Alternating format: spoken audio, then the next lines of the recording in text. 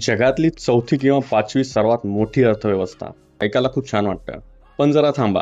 News channels, भाषणं आणि जाहिरातींमध्ये डिजिटल इंडिया आणि महासत्तेच्या बाता मारणं सोपं आहे. पण ग्राउंड रियालिटी काय आहे ना, ती या व्हिडिओत बघा. ज्या गुजरात मॉडेलचं नाव पूर्ण भारतभर गाजलं होतं, त्याच गुजरातमधलं वलसाड, त्या दुर्गम भागातला हा आहे सीन, जिथे पाण्याची एक एक घागर भरण्यासाठी महिलांना 45 फूट खोल कोरड्या विहिरीत मरणाशी झुंज द्यावी लागते. आमच्या या महान देशात एखाद्या नेत्याला पळवायला, सरकार पाडायला आणि आमदारांना हॉटेलमध्ये ठेवायला कोट्यवधी रुपये एका रात्रीत उभे राहतात.